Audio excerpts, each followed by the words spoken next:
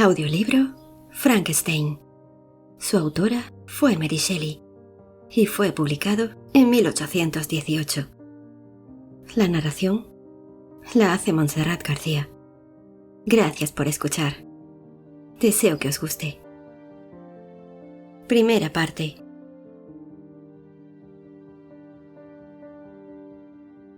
Correspondencia de Robert Walton. San Petersburgo, 11 de diciembre de 1794.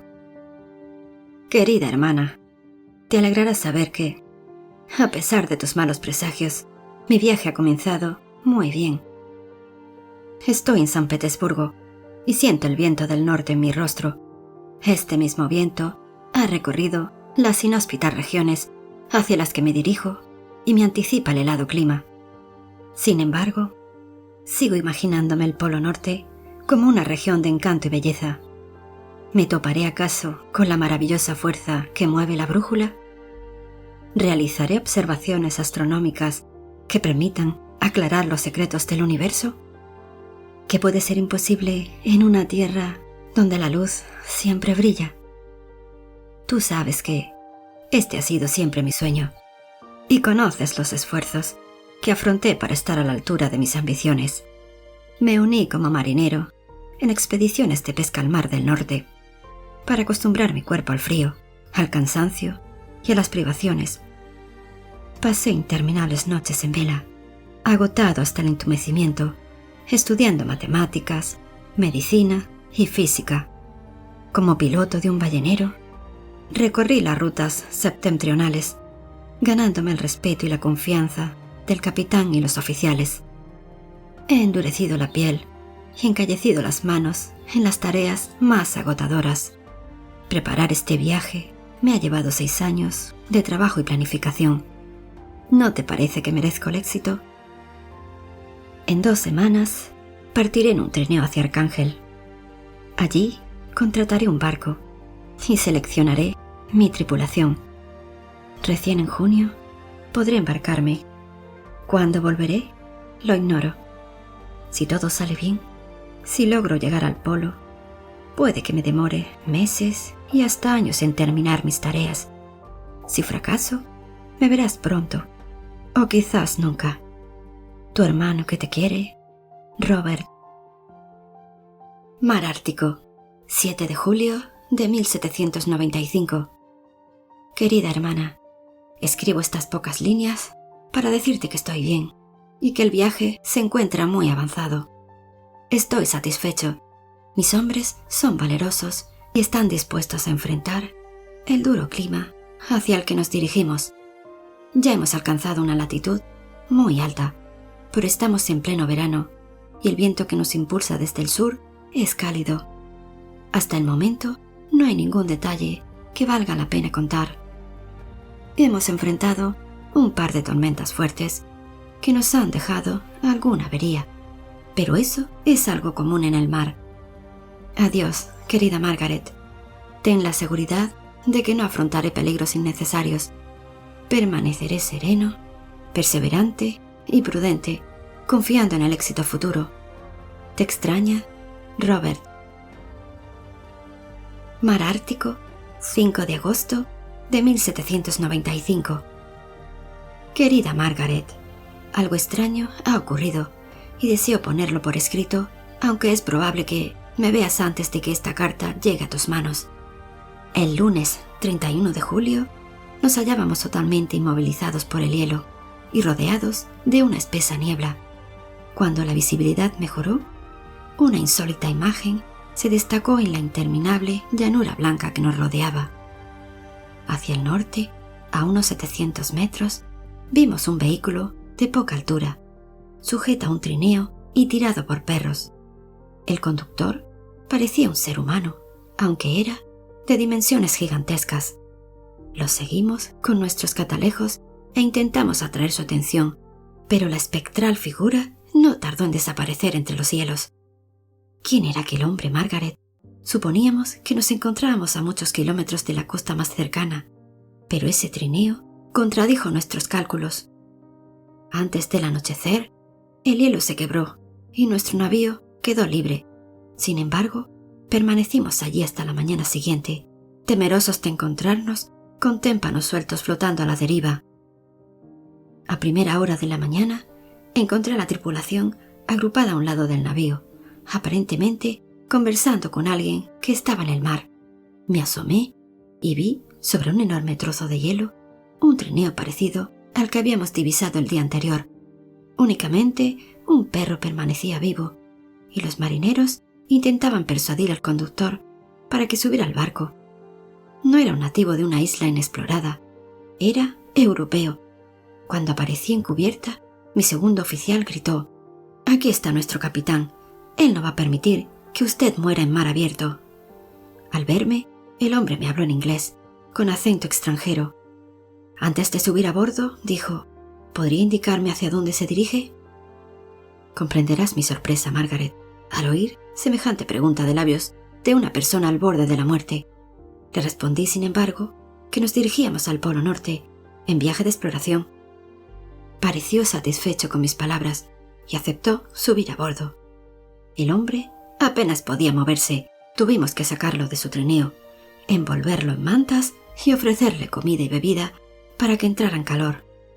Pasaron 2 días hasta que estuvo en condiciones de hablar, y tras escucharlo, temí que los sufrimientos lo hubiesen privado de la razón. Debo confesarte, hermana querida, que nunca había conocido a nadie tan interesante.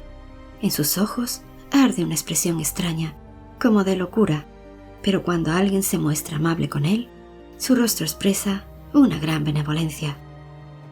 El segundo oficial, cierta vez, le preguntó cómo había llegado tan lejos por el hielo, en un vehículo tan extraño. «Iba en busca de alguien que huía de mí», dijo melancólicamente. «¿Viajaba esa persona en trineo?» «Sí», respondió. «Entonces creo que lo hemos visto un día antes de que lo encontráramos a usted». Eso avivó la atención de mi huésped, que hizo múltiples preguntas acerca de la dirección que había tomado el vehículo. A partir de ese momento, mi huésped demostró gran interés por estar en la cubierta para vigilar la aparición del trineo. Me costó mucho convencerlo de que se mantuviera en el camarote al abrigo del frío. ¿Puedes creerlo, Margaret? Tuve que comprometerme a dejar un vigía para que le comunicara cualquier novedad. Esto es todo lo que puedo decirte de nuestro extraño pasajero. En los próximos días iré anotando las novedades. 13 de agosto de 1795. Hermana mía, el aprecio que siento por mi huésped aumenta cada día. Tiene una gran cultura y habla muy bien. Parece una buena persona. Pasa mucho tiempo en la cubierta vigilando la aparición del trineo que precedió al suyo. Sin embargo, sus desgracias no le impiden interesarse por los demás. Me ha hecho muchas preguntas respecto a mis planes y yo le he contado mi pequeña historia. Hablar con él me hace mucho bien. Siento como si me dirigiera a un viejo amigo, digno de todo respeto y confianza. Tuyo, Robert. 19 de agosto de 1795. Hermana, quiero compartir contigo lo que me dijo mi huésped ayer. Ya se habrá dado cuenta, capitán Walton, de que yo he sufrido grandes desgracias. Hace tiempo me juré llevar a la tumba esos recuerdos horribles, pero usted me ha hecho cambiar de idea. Usted va en busca del conocimiento y la sabiduría.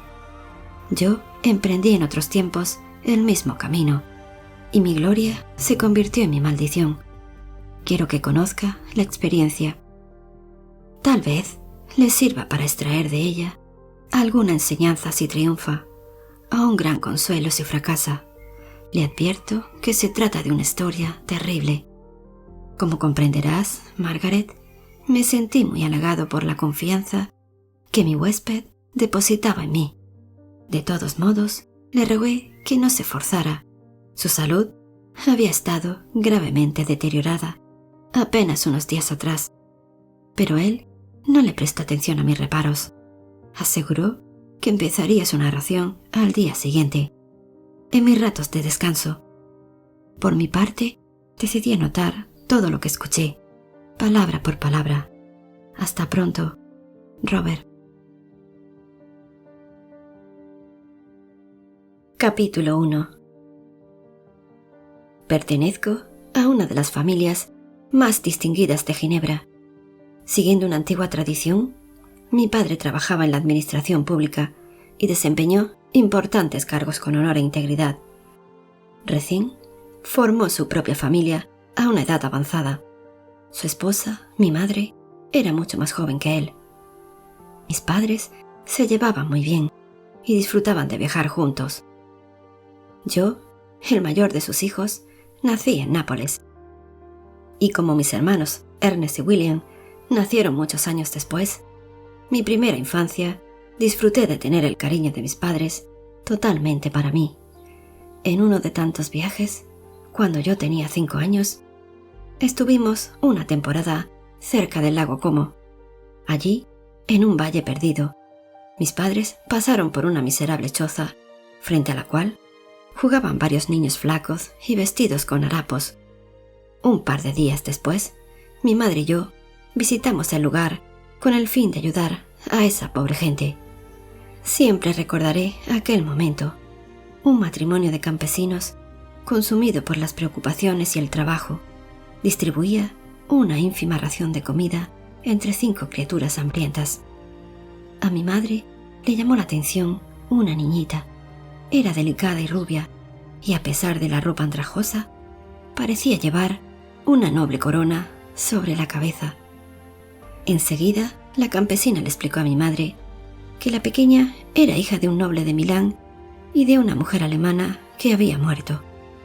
Se la habían entregado para que la criara, pero al poco tiempo, el dinero paterno había dejado de llegar.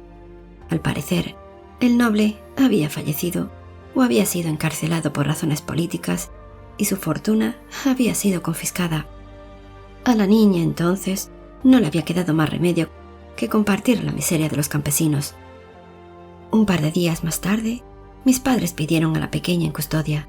Se llamaba Elizabeth Lavenza, y desde entonces se convertiría en mi inseparable compañera de juegos. Así fue como crecimos juntos, ya que éramos prácticamente de la misma edad. Al nacer Ernest, a quien yo le llevaba 7 años, mis padres abandonaron la vida viajera y se establecieron en Ginebra. Pasamos la mayor parte del año en una pequeña finca a unos 5 kilómetros de la ciudad de Bellerive. Allí vivíamos felices y aislados del mundo. A veces pienso que el profundo desagrado que siento por las multitudes proviene de haber crecido en esa soledad. Me gusta relacionarme, pero con pocas personas. Por esa razón, creo que no congenié con mis compañeros de estudio, a excepción de Henry Clerval, el hijo de un próspero comerciante ginebrino. Clerval era un muchacho talentoso e imaginativo. Amaba las aventuras y el peligro, y le gustaba leer novelas de caballería. También escribía cuentos y obras de teatro. Era muy distinto a mí. Desde niño, mi principal deseo era obtener conocimientos para comprender el mundo en que vivía. Yo quería conocer los secretos del cielo y de la tierra. Más allá de eso, no había nada que me interesara. Clerval, en cambio, se sentía atraído por las virtudes de los héroes y por los sueños de las personas. A pesar de ser tan diferentes el uno del otro, jamás peleábamos, ya que Elizabeth siempre estaba con nosotros y nos transmitía su increíble paz. Cuando cumplí 13 años, llegó a mis manos un libro que tendría una extraña influencia en mi vida. El nombre del autor, Cornelio Agripa. Entonces no me decía nada, pero de todos modos lo abrí y comencé a leerlo con indiferencia. Al poco rato, los eventos maravillosos y las arriesgadas teorías que se exponían en sus páginas despertaron mi entusiasmo. Recuerdo que fui corriendo a contarle a mi padre sobre mi descubrimiento. «Cornelio Agripa», se sorprendió él. «Mi querido Víctor, no pierdas tu tiempo con eso. Es muy aburrido». Si entonces mi padre me hubiera explicado que los principios de Cornelio Agripa habían sido rechazados en nombre de una ciencia superior basada en las experiencias comprobables, yo hubiera abandonado la lectura. ¿Quién sabe? Hasta es posible que mis ideas no hubieran recibido entonces el impulso fatídico que provocó mi ruina. Pero continué con Agripa hasta que terminé de leer todas sus obras. Pasé luego por Paracelso y Alberto Magno y me deleité con esas confusas fantasías. Sentía que me estaba adueñando de un saber exclusivo y oculto, reservado para las mentes selectas. Así fue como me convertí en un discípulo tardío de esos alquimistas y me lancé en busca de la piedra filosofal y del elixir de la vida. No podía imaginar una gloria más grande que vencer la enfermedad y hacer posible la vida eterna. Pero esos sueños no podían durar. Fue por la época en que nació William, el menor de mis hermanos. Yo tenía alrededor de 15 años cuando presencié una noche la más terrible tormenta. En medio de la furia de los truenos y el viento, una columna de fuego se alzó desde un roble que crecía a unos 20 metros de la casa. Tras el intenso resplandor, el árbol ya no estaba. A la mañana siguiente, comprobamos que se había convertido en una infinidad de pequeñas virutas de madera. Nunca antes había presenciado la inmensa capacidad destructora de la naturaleza que los autores que yo leía parecían ignorar. Un amigo de mi padre me brindó las primeras noticias acerca de la electricidad y sus leyes, y a partir de ese momento dejé de tomar en serio a Agripa y a los alquimistas. Capítulo 2. Cuando cumplí 17 años, mis padres decidieron que fuera a estudiar a la Universidad de Ingolstadt.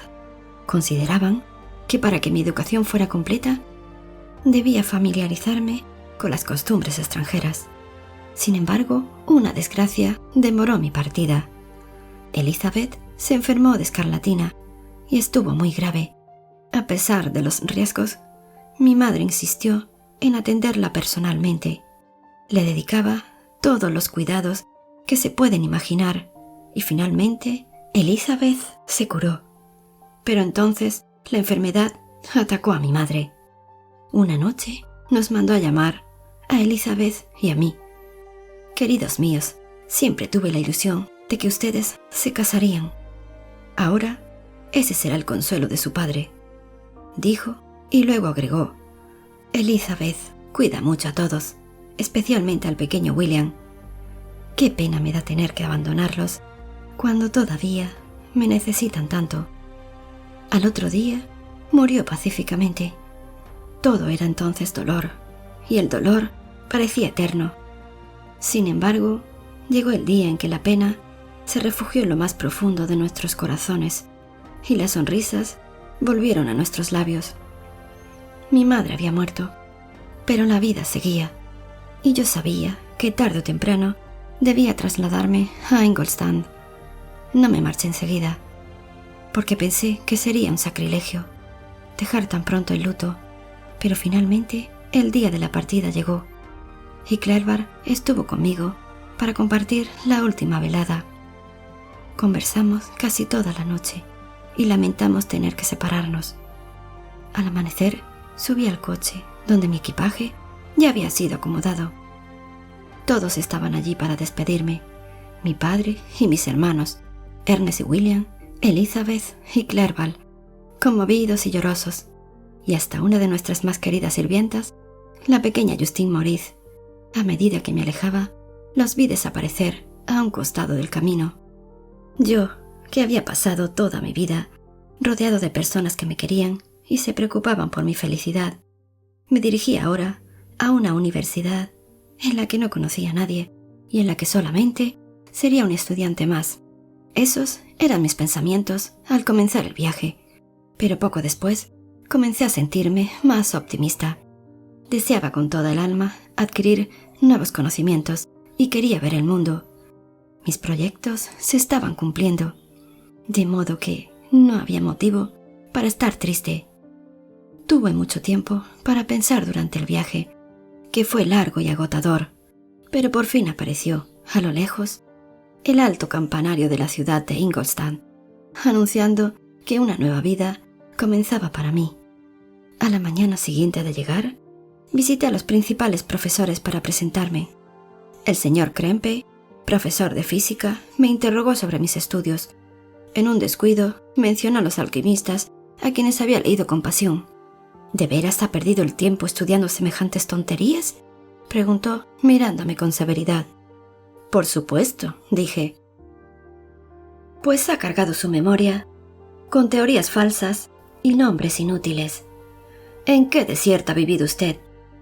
¿Cómo es posible que nadie le haya advertido que esas enfermizas fantasías están 1000 años atrasadas? Me resulta increíble que en esta época de avances científicos todavía exista un discípulo de Alberto Magno y Paracelso. Estimado muchacho, usted tendrá que empezar a educarse de nuevo. Sin decir más, anotó una lista de libros que debía estudiar de modo urgente. Luego, me indicó que debía concurrir a unos cursos que él dictaría a partir de la semana siguiente con su colega el señor Waldman, y enseguida me despidió. Volví a mi habitación muy contrariado. Ninguno de los profesores me habían producido una buena impresión, y algunos, como el señor Krempe, me habían resultado deprimentes. Hacía tiempo que yo me había desengañado de los alquimistas, pero de todos modos sentía cierto desprecio por la física moderna.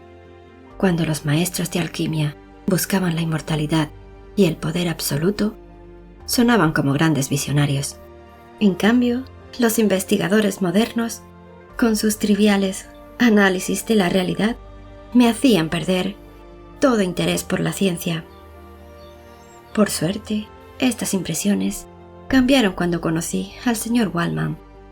Era muy diferente a su colega. Tendría unos 50 años. Era muy bajo y poseía un modo de hablar tranquilo, que acentuaba su imagen de hombre bondadoso. Empezó la clase resumiendo la historia de la química, repasando los logros de los más importantes investigadores y poniendo en claro la situación actual de la disciplina.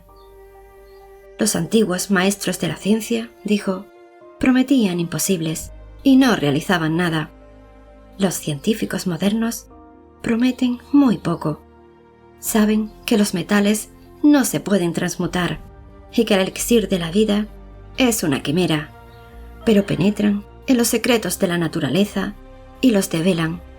Nada escapa de su mirada, ni en el cosmos ni en el cuerpo humano. Han alcanzado saberes nuevos y poderes casi ilimitados. Nada de magia, señores, solamente conocimiento derivado de la observación. Estas fueron las palabras que me llevaron a la perdición. Me dije a mí mismo que seguiría las huellas ya marcadas para abrir nuevos caminos y revelarle a la humanidad los secretos más profundos de la creación. Visité al profesor Waldman y le hablé de mis estudios anteriores. Me escuchó con atención e infinita cortesía. Los físicos modernos les deben a los alquimistas la mayoría de sus conocimientos, comentó. La labor de los hombres geniales, aunque esté mal encaminada, nunca es del todo inútil. Esas palabras, pronunciadas con total humildad, me resultaron muy gratas. Le confesé al señor Waldman que su clase me había sacado los prejuicios que yo tenía contra la física moderna, y le pedí que me guiara para encarar futuras lecturas. Usted parece un alumno capaz. Es importante que sepa que, si desea convertirse en un verdadero hombre de ciencia, deberá estudiar todas las ramas de nuestra disciplina. No tengo inconveniente en que utilice los instrumentos de mi laboratorio. Ahora le daré una larga lista de lecturas. A partir de entonces, la física y la química ocuparon mis días y mis noches. Leí con entusiasmo las obras más modernas. Asistí a todas las clases, donde mi participación era apreciada y alentada. Frecuenté conferencias y charlas, me relacioné con los hombres de ciencia y descubrí que incluso Krempe tenía un poco de talento. En Waldman, además de enormes conocimientos, encontré un amigo y un mentor. Me allanó el camino del saber de 1000 modos distintos e hizo sencillo y comprensible lo complejo. Era absolutamente franco para señalarme tanto mis aciertos como mis errores. Mis progresos, enormes y fulminantes, lo asombraron desde el principio. En la universidad hallé mi lugar. El trabajo y el estudio me absorbían por completo. Incluso logré introducir ciertas mejoras en el instrumental de laboratorio, lo que me valió el reconocimiento y la admiración de la comunidad universitaria. Así, pasaron 2 años sin que pudiera ir a Ginebra a visitar a mi amada familia. Llegó un momento en que se hizo claro que los profesores de Ingolstadt ya no podían enseñarme nada. Entonces consideré la posibilidad de volver a Ginebra, pero ocurrió algo que me obligó a prolongar mi estadía. Muchas veces yo me había preguntado de dónde provenía el principio de la vida. La mayoría de los científicos, frenados por prejuicios o conscientes de sus limitaciones intelectuales, jamás osaron plantearse la cuestión. Yo intuía que los aspectos de la física relacionados con la fisiología debían acercarme a la respuesta. Y como sabía, además, que para investigar la vida hay que conocer perfectamente la muerte, profundicé mis estudios en anatomía y pasé noches enteras en cementerios para analizar de cerca el modo en que los cuerpos se convierten en alimento de los gusanos. Allí, rodeado del más horrible espectáculo y hundido en lo que las personas más sensibles considerarían la más densa de las tinieblas, yo fui capaz de encontrar la luz más brillante y maravillosa. Me llevó bastante tiempo aceptar que, entre tantos hombres geniales que se dedicaron a estudiar el tema, únicamente yo estaba destinado a descubrir el más sorprendente de los secretos. No sucedió de un día para otro. Mi descubrimiento se llevó a cabo escrupulosamente, siguiendo las etapas del método científico. Fue un trabajo que exigió una cantidad enorme de tiempo, de recursos y de esfuerzo intelectual, y los resultados fueron contundentes. Al final, fui capaz de aislar la causa que genera la vida. Más aún, llegué a dar vida a la materia inerte. ¿Cómo sucedió? Bueno, eso es algo que no puedo revelar. Era dueño de un enorme poder y vacilaba acerca de lo que debía hacer con él. Yo era capaz de crear vida, pero para eso, antes debía construir un cuerpo capaz de recibirla. Eso significaba kilométricas redes de venas, delicadas uniones nerviosas y precisas estructuras de huesos y músculos. Por un momento me dejé tentar por la posibilidad de crear un organismo más simple, pero tras mi prodigioso descubrimiento, no podía resignarme a crear otra cosa que no fuera un ser humano. Me lo merecía. Así fue como me puse a trabajar.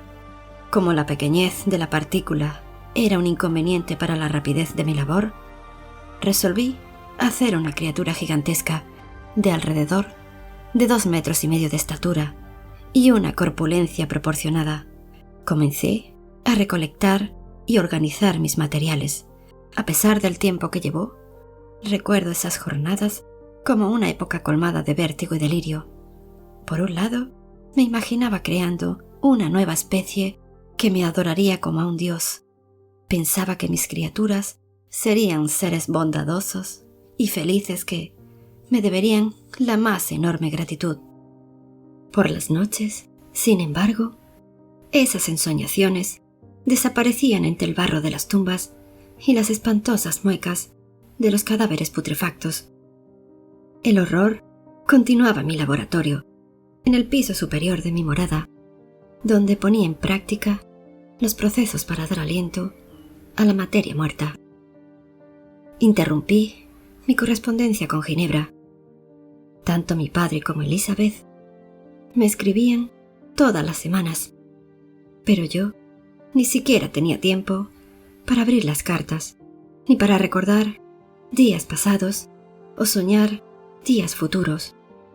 Una vez que finalizara mi proyecto, volvería a casa, me casaría o lo que fuera. Durante todo un año, mis noches estuvieron colmadas de ansiedad. Las personas me provocaban malestar y pavor, y yo hacía todo lo posible por evitarlas. No me importaba nada más que mi proyecto. Al concluirlo, me decía, todo volverá a ser como antes. Y así llegó esa lúgubre noche de diciembre, cuando terminé de reunir todos los materiales necesarios para la fase final de mi trabajo. Era una noche horrible de invierno. El frío me entumecía los dedos y me obligaba a manejar los instrumentos con torpeza. La lluvia golpeaba los vidrios de las ventanas, que apenas dejaban pasar la pálida claridad de los relámpagos. Y allí, sobre unas tablas, yacía aquella cosa totalmente quieta.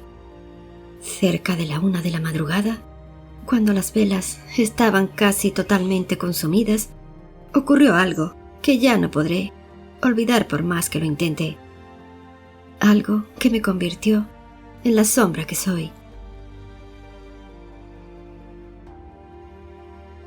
Capítulo 3. Los ojos amarillos de la criatura se abrieron. Inmediatamente, un sonido hueco y espeluznante me indicó que los pulmones habían comenzado a funcionar.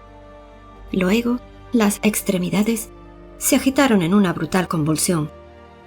Recién entonces comprendí los terribles alcances de mi trabajo. Santo cielo, ¿qué había hecho?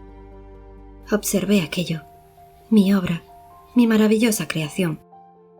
El cuerpo era proporcionado y yo había trabajado arduamente combinando las facciones para que el rostro fuera hermoso. Hermoso. La piel grisácea apenas se ocultaba el caos de músculos y arterias. Tenía el pelo negro, ondulado y brillante, y los dientes eran blancos y perfectos. Pero allí estaban esos ojos acuosos y amarillos, demasiado claros, que apenas resaltaban en la tez apergaminada y sucia, violentamente cortada por los labios estrechos y oscuros.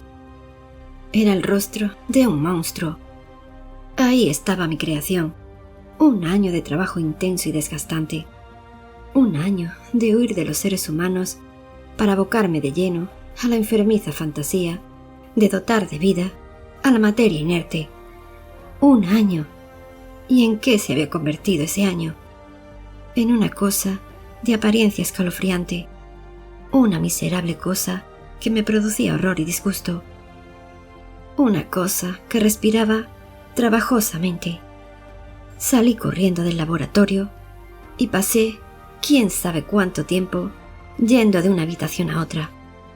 Tenía los nervios destrozados y un fuerte dolor de cabeza me impedía pensar con claridad. ¿Qué había hecho? Finalmente, el cansancio me venció y me dejé caer en la cama sin desvestirme. Quería descansar un rato, antes de tomar alguna decisión. Pero fue imposible. Dormí, es verdad, pero fui presa de las más intensas pesadillas. En una de ellas, vi como Elizabeth avanzaba a mi encuentro por las calles de Ingolstadt. Cuando finalmente la rodeaba entre mis brazos, descubría con horror que se trataba de un cadáver, frío y tenso, sin expresión. Me desperté sobresaltado, y allí estaba, frente a mi cama, a unos pasos apenas, se hallaba de pie mi monstruosa creación. Sus ojos me miraban fijos.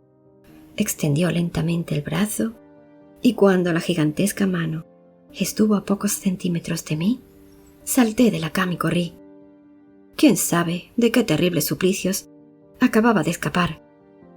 Me escondí en el patio y allí me quedé hasta el alba. Jamás he pasado una noche tan llena de terrores. Cada ruido parecía anunciar la cercanía del endemoniado cadáver al que yo le había dado vida. Por momentos el pulso me latía con tanta fuerza que sentía palpitar todas mis arterias. En otros estuve a punto de desmayarme de debilidad.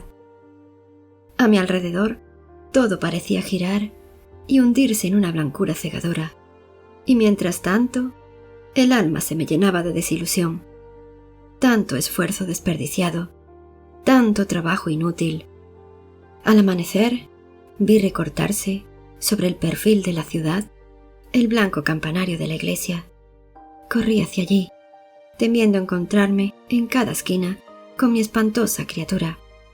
Pero no entré, seguí caminando, a pesar de que el cielo comenzaba a cubrirse de nubarrones.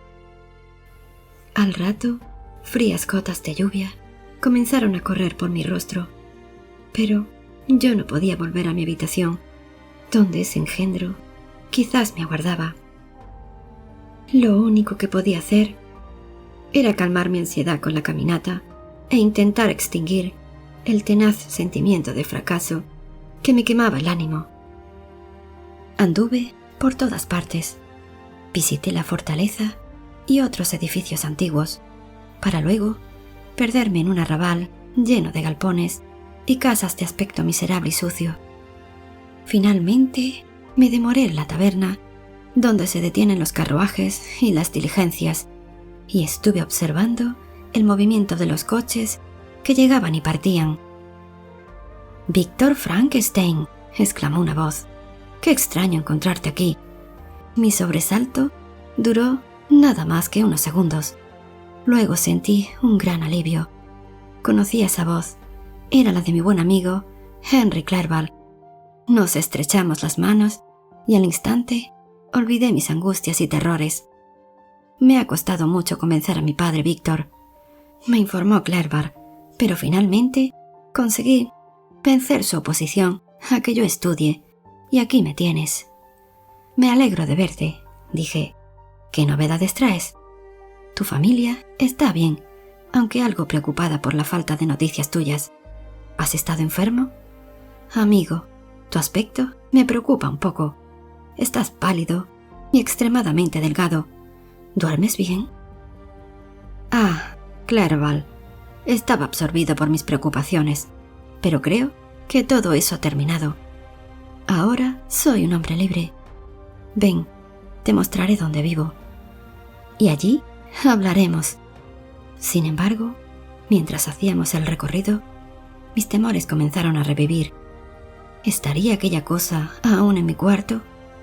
¿Qué ocurriría si Clerval la veía? ¿Cómo podría explicarle yo semejante monstruosidad? Al llegar, le pedí a mi amigo que esperara unos minutos al pie de la escalera. Me sentí aterrado y apenas podía moverme. Así y todo, subí solo y abrí la puerta de mi habitación, temiendo encontrarme lo peor. Todo parecía estar en orden, así que entré con cautela y revisé con mucho cuidado cada rincón y cada armario. La cosa no estaba. Llamé en voz alta a mi amigo, invitándola a subir, y me senté sobre la cama.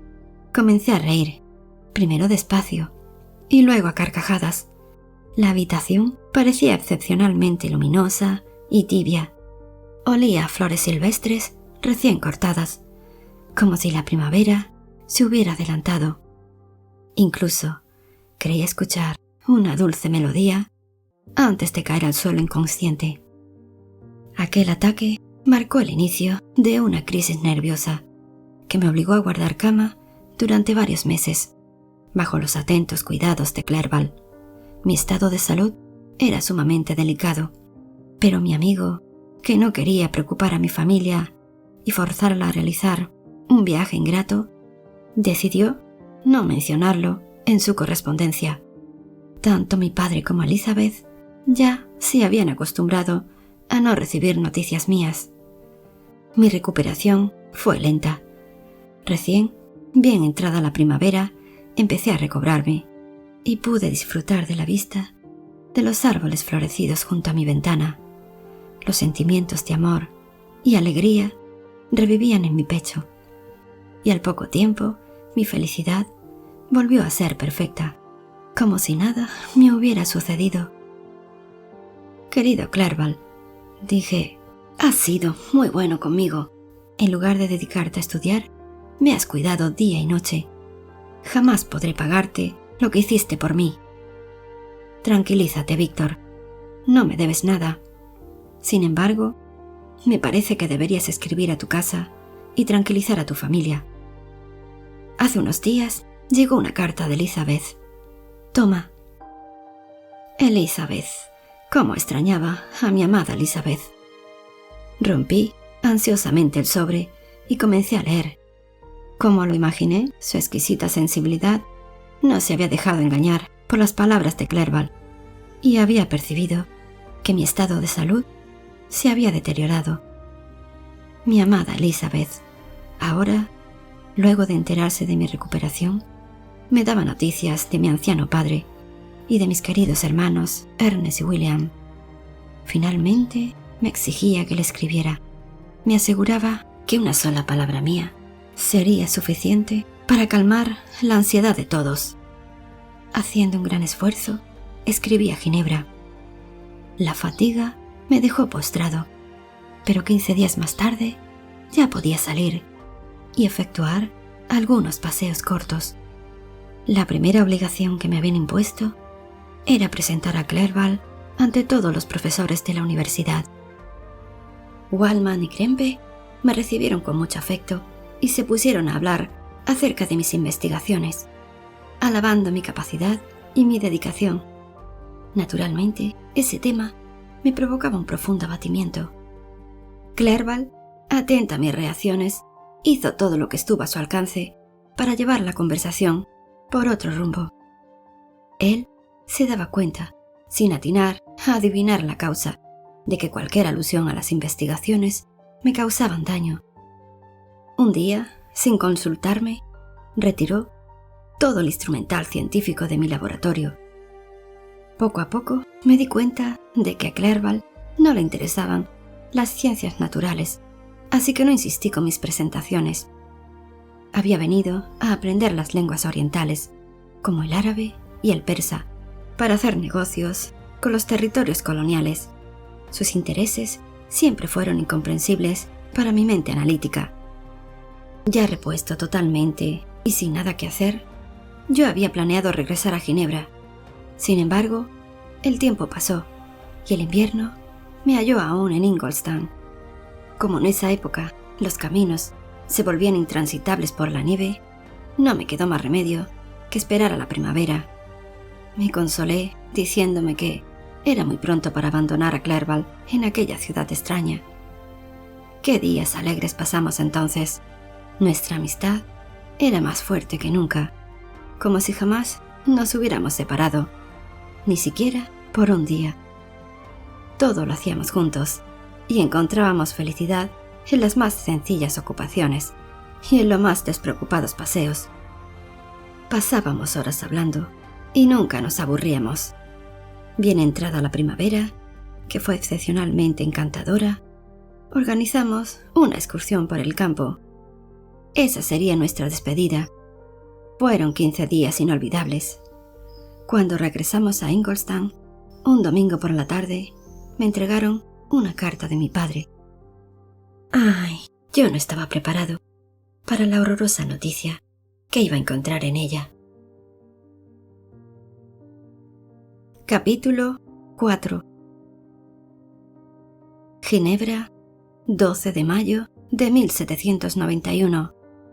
Querido Víctor, no te escribo para reprocharte tu retraso ni la falta de noticias a la que nos has acostumbrado. Te conozco bien. Sé que la larga ausencia no puede haberte hecho indiferente a nuestras penas y alegrías, y estas líneas tienen una finalidad muy simple y muy triste. Debo prepararte para una noticia terrible. No me extenderé. Tu hermano William ha muerto. Ese buen chico que se había convertido en la alegría y en el consuelo de mi vejez, tan alegre y afectuoso, ha muerto. No pretendo consolarte con estas líneas. Me limitaré a decirte cómo ocurrió. El jueves 7 de mayo realizamos un paseo hasta las Plain Palais con Elizabeth y tus 2 hermanos. La tarde era agradable y por eso la salida se extendió. Al anochecer, cuando planeábamos regresar, llamamos a William y a Ernest, pero solo apareció Ernest preguntándonos si habíamos visto a su hermano, del que se había separado hacía ya un rato largo. Gritamos su nombre y nos dividimos para buscarlo, pero no tuvimos suerte. Bien entrada la noche, volvimos a casa por si el chico había decidido regresar por su cuenta. No estaba allí, así que nos encaminamos nuevamente al campo, esta vez con antorchas. A eso de las 5 de la mañana, encontré su cadáver tirado en el césped. En el cuello presentaba las marcas del asesino. Lo llevamos a casa. Elizabeth lo revisó y se dio cuenta de que le faltaba una valiosa medalla que ella le había regalado con un retrato en miniatura de tu pobre madre. Eso le produjo una gran conmoción y todavía se culpa por la muerte de tu hermano. Supone que el asesino actuó para quedarse con la medalla. ¿Es eso posible, Víctor? ¿Puede existir tanta maldad? Hijo mío, te pido que regreses inmediatamente. La desgracia ha golpeado de nuevo esta triste casa y necesitamos el consuelo de verte entre nosotros. Vuelve, te lo suplico. Tu padre apenado, que tanto te quiere. Alphonse Frankenstein. Inmediatamente preparé el viaje. Partí apurado, impaciente por consolar a mi querida familia. La noche estaba muy avanzada cuando llegué a las afueras de Ginebra. Las puertas de la ciudad ya estaban cerradas y tuve que alojarme en la posada de una pequeña aldea cercana. El cielo estaba sereno y como no podía dormir, decidí visitar el sitio donde había sido asesinado mi pobre hermano. Crucé hasta Plain Palais en bote. Durante el corto recorrido, densas nubes cubrieron el cielo y una fugaz danza de relámpagos se desató en la cima del Mont Blanc. Al desembarcar, trepé a una pequeña colina para observar el desarrollo de la tormenta. Unas gotas ligeras preludiaron lo que pronto se transformó en un violento diluvio. Entonces, entre unos árboles cercanos, divisé una figura oculta. Un relámpago recortó por un segundo la gigantesca silueta, que no podía ser la de un humano. En ese instante supe que mi odiada creación, esa cosa infernal, había matado a mi indefenso hermano. Sentí que las piernas no soportaban mi peso y milagrosamente logré aferrarme a un árbol mientras la criatura, con sobrenatural agilidad, desaparecía de mi vista. Hubiera dado la vida por perseguirla, pero me fue imposible. Un segundo relámpago la iluminó mientras trepaba el monte Salève, como quien salta una cerca. Habían pasado casi 2 años desde la fatídica noche en que yo había dado vida a esa cosa. 2 años había tardado en reponerme de esa horrible y agotadora experiencia. Ya me era totalmente ajena y extraña. Sin embargo, allí estaba. ¿Sería ese su primer crimen? Comprendí entonces que había lanzado al mundo un ser malvado, deseoso de sangre y de muerte. Nadie puede imaginar la angustia que sufrí durante el resto de la noche. Empapado y helado, me encaminé hacia la casa de mi padre con la idea de revelar todo lo que sabía acerca del asesino, pero de inmediato deseché ese proyecto. ¿Quién creería semejante historia contada por alguien que acababa de salir de una crisis nerviosa? Me tomarían por loco y se burlarían de mí. Callar era lo más adecuado. Capítulo 5.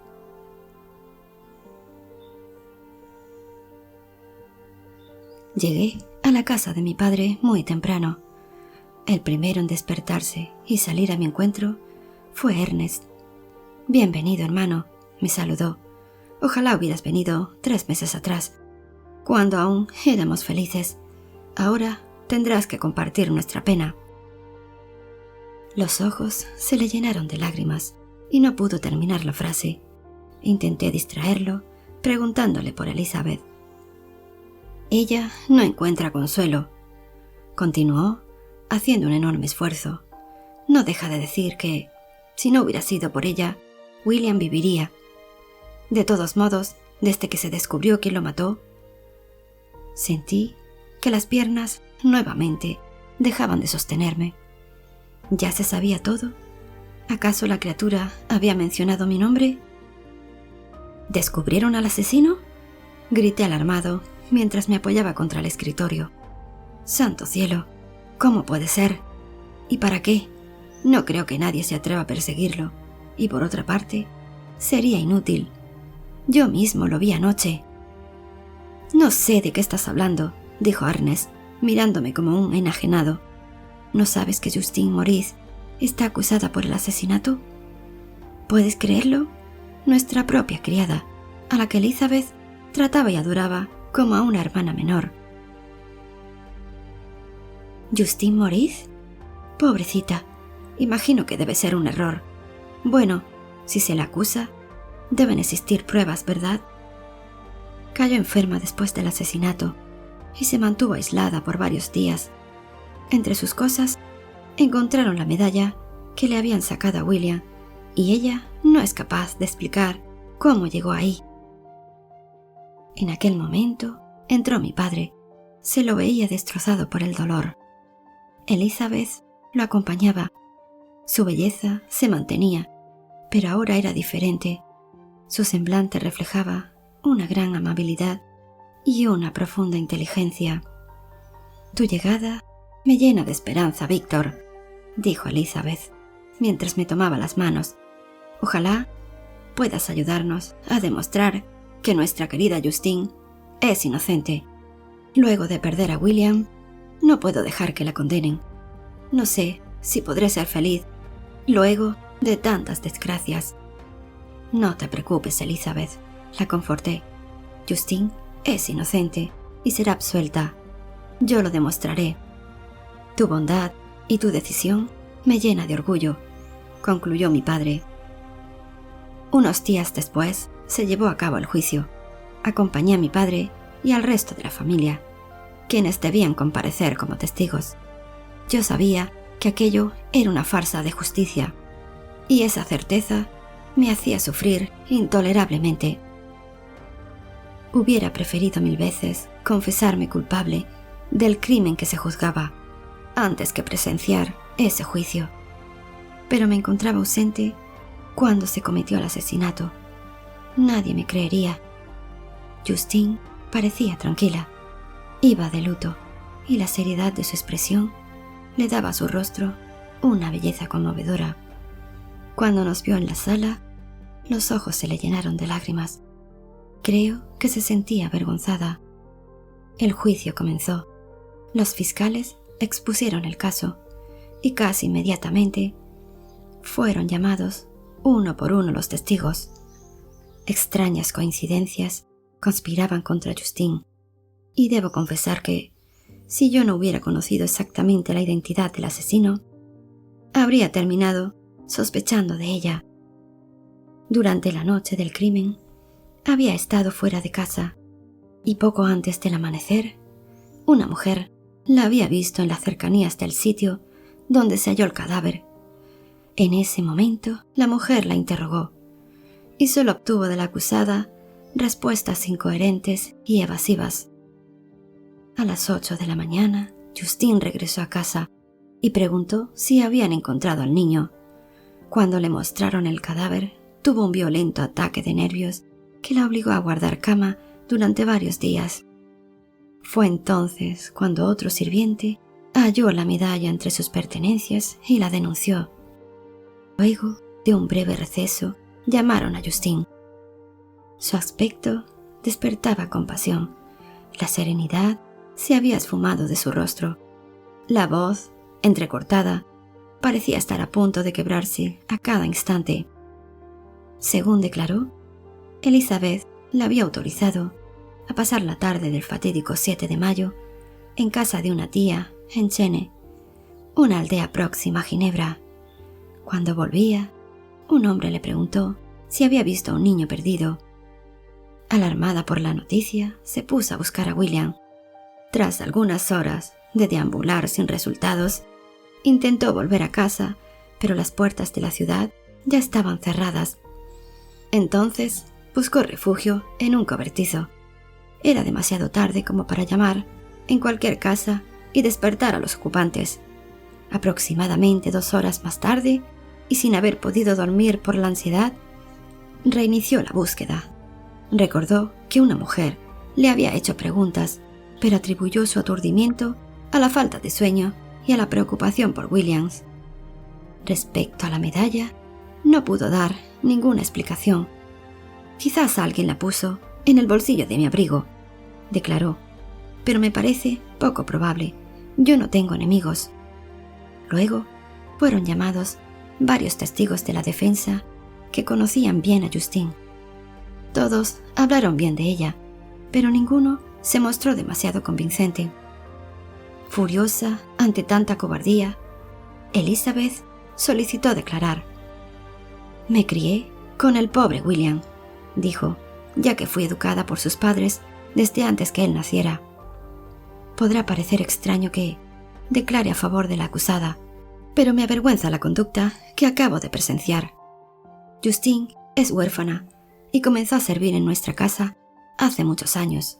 La conozco bien y puedo dar fe de su bondad. En todo este tiempo, siempre se mostró como la más amable de las criaturas. Cuidó con el mayor afecto a la señora Frankenstein durante su enfermedad y veló por el bienestar del pobrecito William. Justine es inocente. Este tribunal está en un error. En cuanto a la prueba principal, a la medalla, ella bien sabe que William se la hubiera regalado gustosamente si se la hubiera pedido». Un murmullo de aprobación coronó la declaración de Elizabeth. Justine lloraba conmovida, mientras yo sentía que mi angustia crecía hasta volverse intolerable.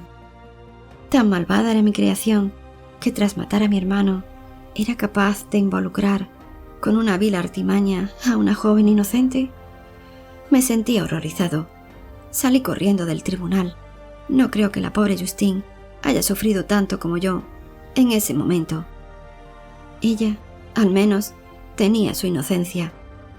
Pasé la noche envuelto en horribles pesadillas y a la mañana siguiente me dirigí al tribunal para conocer la sentencia.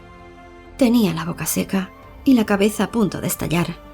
Esperaba lo peor, y eso fue lo que escuché. Justine había sido declarada culpable. Nos entrevistamos con infinidad de funcionarios de los tribunales, pero la dulzura de Elizabeth no fue suficiente para ablandar a esos áridos corazones. Fueron inútiles ante ellos mis apasionadas e indignadas protestas. Ante los crudos e insensibles razonamientos de esos hombres, se heló en mis labios la confesión que estaba decidido a realizar. Esos crueles funcionarios se limitarían a tomarme por loco y nunca revocarían la injusta sentencia. La monstruosa criatura a la que yo había dado vida ya se había cobrado 2 víctimas inocentes. Capítulo 6. Tan impresionado había quedado por las tragedias que cayeron sobre mi familia que por un tiempo fui incapaz de realizar la más mínima actividad. Acosado por la pena y el insomnio, estaba convencido de que no tardarían en desencadenarse otras terribles desgracias. Había encarado mis estudios lleno de buenas intenciones y guardaba con impaciencia el momento de poner en práctica todo lo que había aprendido para ser útil a mis semejantes. Sin embargo, ahora me hallaba hundido en el dolor más espantoso, y ese sentimiento comenzaba a afectar mi salud. Mi padre observaba con pesar el cambio que se había producido en mi carácter. El pobre anciano intentaba darme ánimo. «¿Acaso crees que yo no sufro, Víctor?», me decía con lágrimas en los ojos. «Pero es nuestro deber consolarnos, y no aumentar la pena de los otros exagerando el dolor propio. Tienes obligaciones, hijo, contigo y con la sociedad. No las eludas. Este consejo, aunque bien intencionado, no se adecuaba a mi caso. Yo podía ocultar mi pena, pero me era imposible librarme del remordimiento y del temor a que descubrieran que yo era el causante de tantos sufrimientos. El dolor y el luto estaban en todos lados. La salud de mi padre se había deteriorado mucho y Elizabeth era pura tristeza y abatimiento. Una mañana tormentosa emprendí la subida al Montabert. Desde la primera vez que vi aquel ventisquero, experimenté una sensación sublime. La contemplación de la naturaleza, imponente y majestuosa, ha tenido siempre la virtud de ayudarme a olvidar las preocupaciones de la vida. Iba sin guía, sentía que la presencia de un extraño hubiera echado a perder la solitaria grandeza del paisaje. Un sendero sinuoso permite acceder por la pendiente. La desolación rodea al montañista. La huella de los aludes se adivina a cada paso entre restos de árboles destrozados y enormes rocas arrancadas de cuajo. Hay que andar en silencio y con cuidado, ya que la menor vibración puede provocar una fatal avalancha. La vista se vuelve más agradable cuando se alcanzan los tramos superiores. Desde allí, el valle cubierto de nubes aparece como una enorme esmeralda veteada por el azul de los arroyos. Era casi mediodía cuando llegué al fin del sendero. Descansé sobre una roca, mirando al mar de hielo que me rodeaba. El ventisquero tenía alrededor de 5 kilómetros de ancho y lo crucé con la intención de llegar hasta una roca desnuda y perpendicular, desde la cual se podía observar el pico de Montabert y más lejos el Mont Blanc. El terreno era escarpado y peligroso, y por eso tardé más de 2 horas en llegar. Una vez que estuve allí, permanecí un buen rato contemplando los increíbles tonos que el sol pinta en esas extensiones de hielo. A cierta distancia, una forma que se movía me llamó la atención. Alguien avanzaba velozmente por las irregularidades del terreno que yo había tenido que cruzar con tantas precauciones. A pesar de la distancia, se veía que su estatura era gigantesca. Estuve a punto de desmayarme, pero el frío intenso me devolvió el sentido. Allí estaba esa cosa. Temblé de rabia y de horror, decidido a enfrentarlo en una batalla a muerte.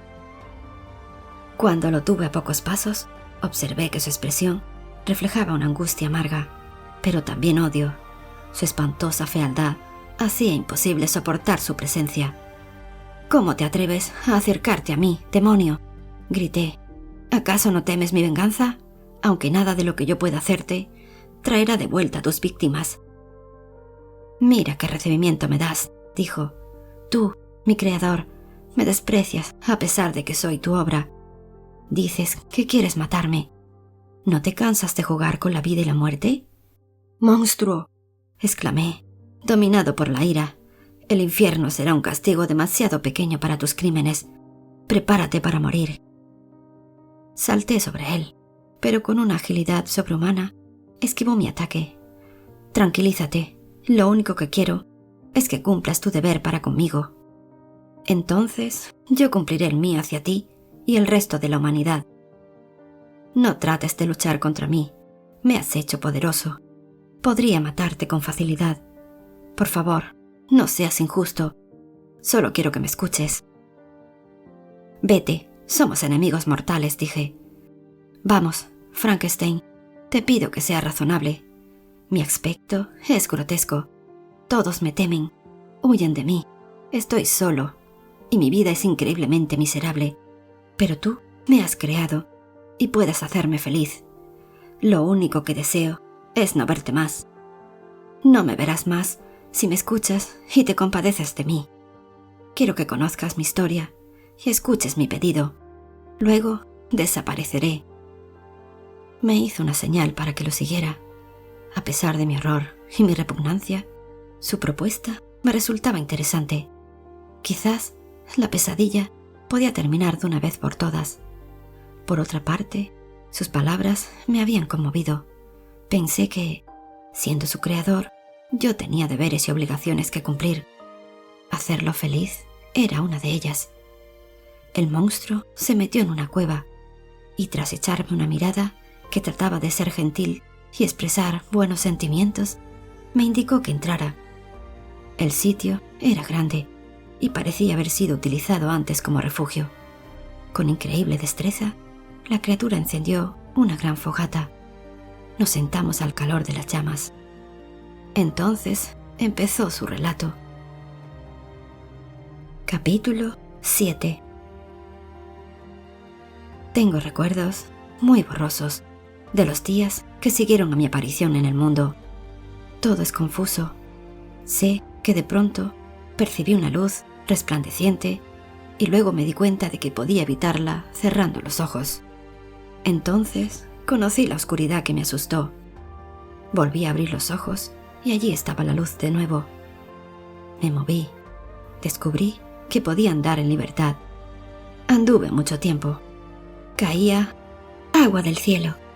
Me resguardé entre un montón de árboles junto a un arroyo. Sentí fatiga y luego hambre. Me llevé a la boca las diversas cosas que había allí. Tierra, frutos, piedras, raíces. Aprendí que no todo es comestible. Luego dormí. Cuando desperté, estaba oscuro y tuve miedo. Me sentía muy indefenso, rodeado de peligros y sonidos que no comprendía. Lloré por primera vez. Nadie se acercó a consolarme. Un disco rojizo apareció en el horizonte y la oscuridad comenzó a disiparse. La luz me dio un poco de tranquilidad. Me levanté y me puse a caminar en busca de comida. El sol ya estaba alto y sentí calor. También escuché infinidad de ruidos. Veía formas y colores que no podía descifrar. Me senté bajo un árbol. Todo era confusión. La luz desapareció y la visión de la luna llena me agradó mucho. Pasaron días y noches y el disco lunar estaba muy disminuido cuando comencé a comprender el mundo que me rodeaba. Ya distinguía el líquido que calmaba la sed, las cosas que aplacaban el hambre y los árboles que daban cobijo. Unos sonidos muy armoniosos que me gustaban eran producidos por unas pequeñas criaturas aladas que vivían en los árboles.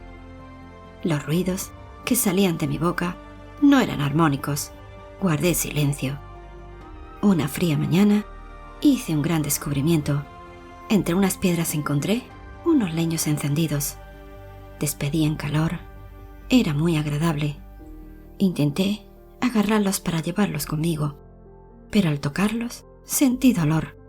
Examiné mejor mi hallazgo y descubrí que estaba compuesto solamente por ramas. Reuní varias más y las puse al fuego. Como estaban mojadas, no ardieron y me sentí desilusionado. Pero al rato las ramas se secaron y se encendieron. Junté más ramas secas y las guardé de reserva. Luego sopló el viento y el fuego se avivó. Recordé eso. Por la noche, observé que el fuego también proporcionaba luz. Eso me agradó. También me di cuenta de que servía para mejorar el gusto de algunas comidas. El fuego me resultaba sumamente útil. Por eso lo cuidé muy bien, para que no se extinguiera. Era mi principal preocupación. Pero el alimento comenzó a faltar. Me pasaba el día buscando en vano nueces. Entonces decidí partir hacia otro sitio donde hubiera abundancia. Después de mucho pensar y pensar, no descubrí el modo de trasladar el fuego. Tuve que dejarlo. Caminé 3 días y llegué a campo abierto. Comenzó a caer nieve y todo se cubrió de color blanco. Sentí mucha tristeza por la desolación que me rodeaba. Una mañana, hambriento y casi congelado, descubrí algo que me llamó la atención. Era una choza. La examiné atentamente. Tenía una puerta. La abrí. Adentro había un fuego y un hombre viejo. Al verme gritó y luego huyó. Entré. Allí no había ni lluvia ni frío y el suelo estaba seco. Encontré comida que nunca había visto antes y la devoré. Me agradó más que las raíces. Luego me acosté y me dormí. Desperté al mediodía. Había sol, así que decidí seguir camino. Metí la comida sobrante en una bolsa y la llevé. Caminé durante horas a través de los campos cubiertos de nieve. De pronto, ante mí, apareció algo maravilloso. Chozas y casas alineadas unas junto a las otras. Vi huertos y vi comida en las mesas. Sentía hambre. Entré en una de las casas más grandes. Los niños comenzaron a gritar y una mujer se desmayó. Vinieron muchos hombres con palos y piedras. Me atacaron. Sentí dolor y miedo. Me escapé al bosque herido. Tras mucho andar, encontré un miserable cobertizo al lado de una cabaña. Era una construcción baja, en mal estado. Tuve que entrar agazapado y apenas podía estar sentado en el interior.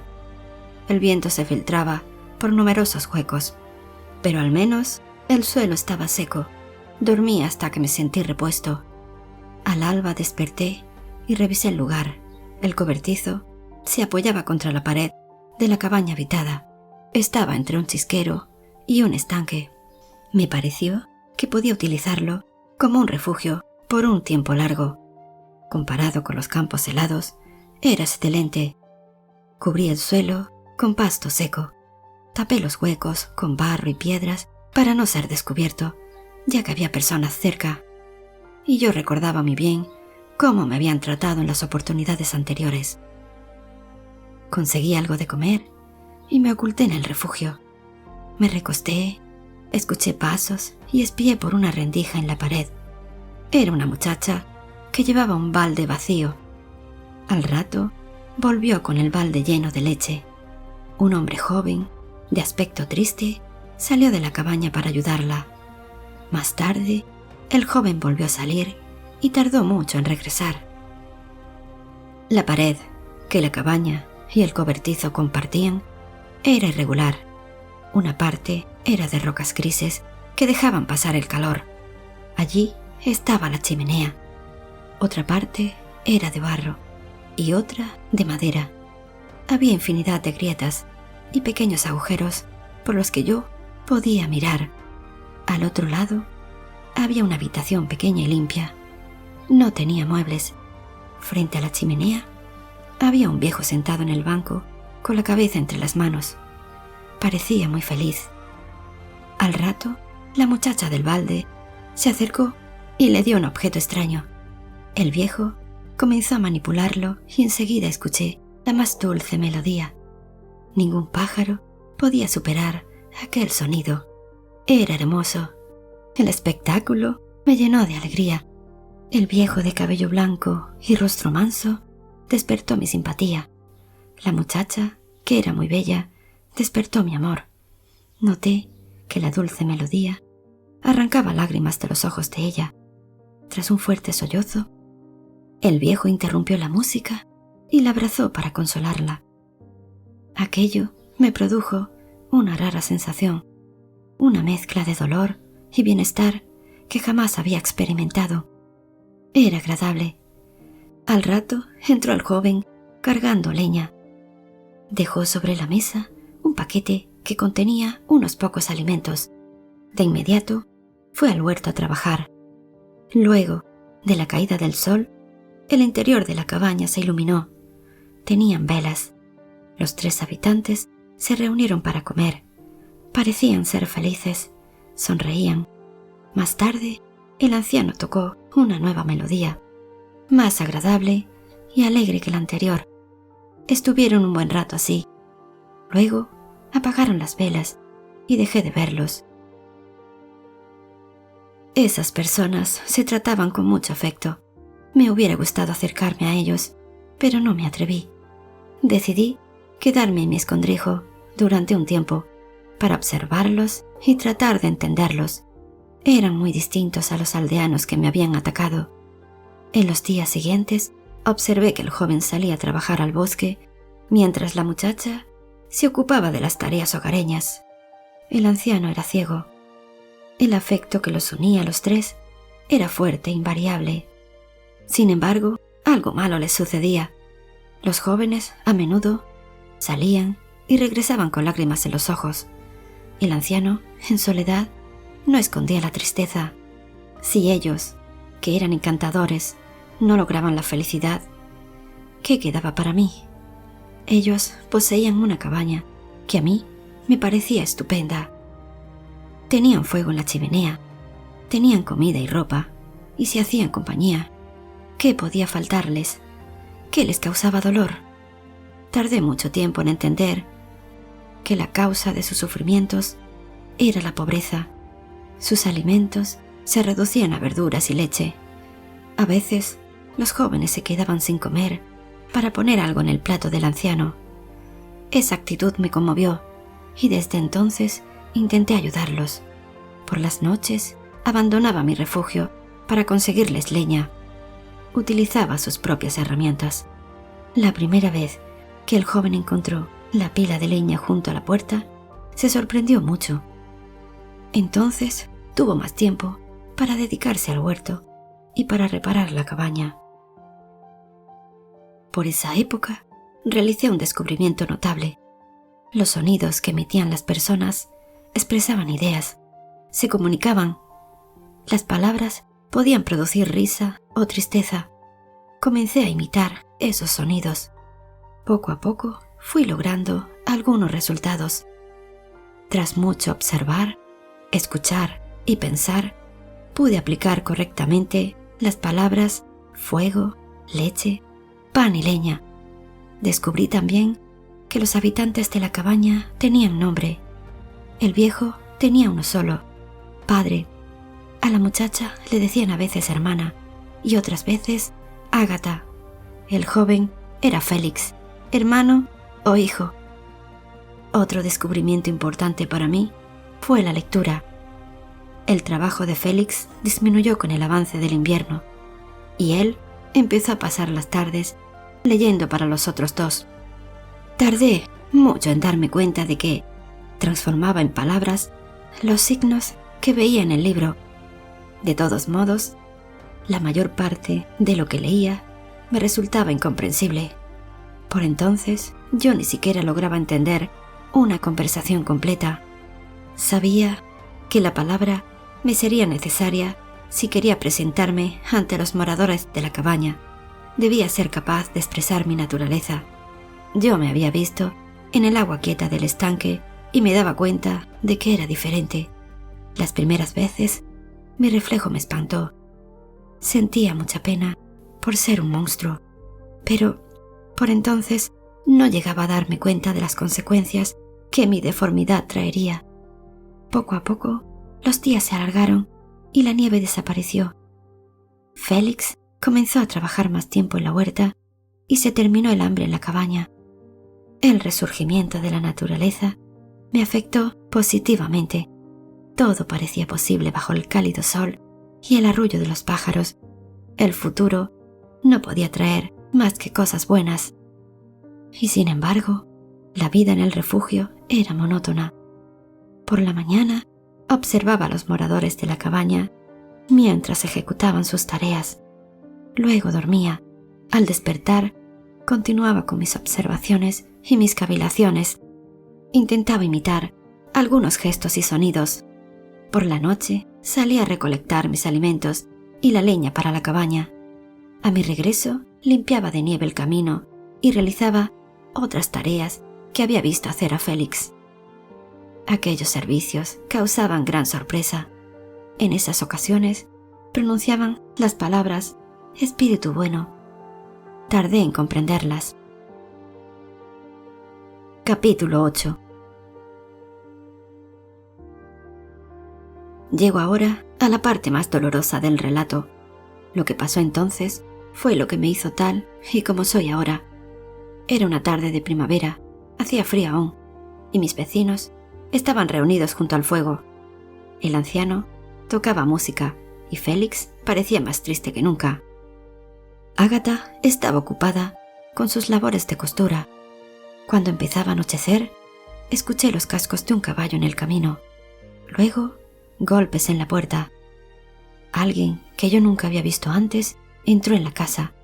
Se trataba de una mujer joven, vestida con ropa oscura. Su rostro era muy hermoso. Tenía el cabello negro y muy brillante. Los ojos expresaban bondad. No comprendí sus palabras, excepto cuando mencionó el nombre de Félix. El joven pareció sorprenderse al verla. La tristeza desapareció. Estaba muy emocionado. Tomó las manos de la joven y la llamó mi querida árabe. Luego la presentó al resto de la familia. Todos fueron muy corteses, pero parecían no comprenderse bien. Más adelante me di cuenta de que la recién llegada hablaba otra lengua.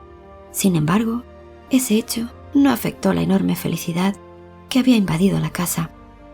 Además, durante la comida, Félix comenzó a enseñar su idioma a la joven. Inmediatamente noté que yo también podía aprovechar las clases y presté más atención. Esa noche, las lecciones se limitaron a palabras que yo conocía, pero en los días sucesivos aprendí mucho. Gracias a ellas puedo hablar ahora. La joven se llamaba Safí. Aprendía todo lo que le enseñaba Félix. A los pocos días comenzaron las clases de escritura.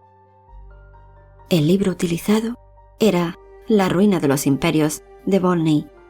A medida que avanzaba la lectura del texto, Félix explicaba el sentido de las frases. De este modo, junto con mis primeras letras, también aprendí historia. Supe de los gobiernos, las costumbres de distintos pueblos y las religiones.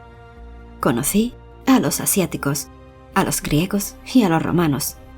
Luego me enteré de las maravillas de la caballería y los reyes. También tuve noticias de América. Esas narraciones me confundieron. ¿Realmente era el hombre un ser tan poderoso, virtuoso, magnífico y a la vez tan lleno de bajeza y maldad? ¿Cuál era su verdadera naturaleza? No comprendía cómo las personas podían resignarse a ser viles cuando podían optar por la nobleza y la bondad. Los hechos de violencia, el robo y el engaño se repetían en todas las épocas y en todos los sitios. Escucharlos una y otra vez me producían desagrado. El bien y el mal parecían tener causas remotas, ajenas a la voluntad de las personas. Pensé en mí. ¿Qué era yo? No tenía dinero, amigos ni propiedades. Mi aspecto, grotesco y espantoso, me separaba de los hombres y de las mujeres. Sin embargo, era más poderoso que cualquier persona y no necesitaba casi nada para subsistir. Ni el frío ni el calor intenso me afectaban tanto como al resto. Mi tamaño era muy superior al de los demás, pero miraba a mi alrededor y no veía a otro como yo. ¿Era acaso un monstruo? ¿Era un ser único, destinado a causar espanto y rechazo? A medida que aprendía, me iba haciendo más y más preguntas. ¿Dónde estaban mis parientes? ¿Había tenido padres? Mi vida anterior era una noche cerrada, imposible de recordar. La memoria me decía que yo siempre había sido del mismo tamaño y las mismas proporciones. Nunca había visto a ningún otro ser semejante a mí. Jamás habían existido lazos que me unieran a alguien. ¿Quién era yo? No lo sabía. En cambio, con el tiempo, fui descubriendo la historia de mis amigos. Desde el momento en que aprendí a leer, ya no pude saciar mi hambre de conocimiento. Cuando la cabaña quedaba vacía, yo entraba y me llevaba algún libro, que luego devolvía. Más tarde descubrí algo asombroso: las cartas. Las personas comunicaban por escrito ideas y sentimientos a sus amigos. Para mí, leer la correspondencia de las personas que me rodeaban era como mantener largas conversaciones con ellas. Leía sus cartas con devoción y llegué a copiar algunas. Así conocí su historia. El anciano se llamaba de Lacy. Descendía de una familia noble de Francia, país en el que había vivido muchos años. Educó a su hijo para servir a la patria y a Ágata para relacionarse con otras damas nobles. Unos meses antes de mi llegada, vivían en la ciudad llamada París, rodeados de amigos distracciones y una gran fortuna. Al parecer, el padre de Safi había sido el causante de la desgracia de mis amigos. Era un mercader turco establecido en París que por alguna razón se vio perseguido por el gobierno. Fue encarcelado el mismo día en el que su hija llegaba de Constantinopla. Tras un breve proceso, fue condenado a prisión perpetua. Se decía en París que el hombre era inocente, pero que su riqueza había despertado la codicia y el odio de algunos funcionarios. Félix había presenciado el juicio y, horrorizado ante la injusticia, se había jurado liberar al prisionero. Mientras planeaba la evasión del mercader, el joven conoció a Safi. Quedó prendado de su belleza y su inteligencia. La visitaba seguido para ponerla al tanto de sus gestiones y le escribía extensas cartas. Para demostrar su compromiso con la causa, involucró a su padre en la aventura, sabiendo que el nombre de Lacey y su fortuna le permitirían obtener el apoyo de algunos funcionarios. Safi, por su parte, admiraba la decisión y el valor del joven, y no tardó en enamorarse de él. Finalmente, Félix obtuvo la liberación del prisionero. Luego, con pasaportes falsos, lo hizo cruzar hasta Livorno, y allí quedó el mercader esperando pasar a los dominios turcos en compañía de su hija y su salvador. A medida que transcurrían los días, el fugitivo parecía alentar las ilusiones de los enamorados. Pero lo cierto es que no toleraba la idea de que su hija se casara con un cristiano. Sin embargo, no quería provocar el resentimiento de Félix, que podía aún entregarlo a las autoridades italianas.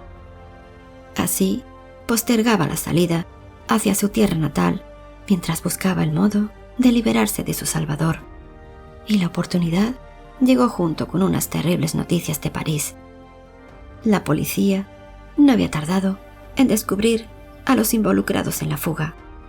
Delacey y Ágata estaban en prisión y Félix se vio obligado a volver a París para ayudar a su familia. Le pidió a Safi que lo esperara en un convento de Livorno, si su padre finalmente regresaba a los dominios turcos. Entonces se despidió de su amada y partió. Pero nada pudo hacer Félix en París. Lo encarcelaron y 5 meses más tarde lo llevaron a juicio. Él y su familia fueron condenados al destierro. La fortuna de su padre fue confiscada. Félix volvió a Livorno, esperando encontrar ayuda, pero el fugitivo y su hija habían desaparecido. Nadie sabía nada de ellos. Así fue como Delacey y sus hijos fueron a parar a la maltrecha cabaña en suelo alemán, donde los encontré, viviendo en la pobreza. Sin embargo, las buenas acciones tenían su recompensa. Safi se había ido de Livorno, engañada por su padre. Según él, Félix los había delatado a cambio de una importante recompensa. La muchacha quedó con el corazón destrozado, pero unos meses más tarde, en Constantinopla, Safi había conocido la verdad. Un viajero francés le contó el drama de Félix y su familia. Todo París hablaba del virtuoso joven que, por el amor de una extranjera, había arrastrado a su familia a la pobreza y al destierro, para luego ser abandonado y engañado. Una verdadera tragedia. Safi lloró mucho y se dijo que no perdonaría la maldad de su padre. Se embarcó en secreto hacia Alemania, dejando atrás su riqueza y su posición social. Y una tarde de primavera, llegó por fin a la cabaña de Félix. Fin de la primera parte.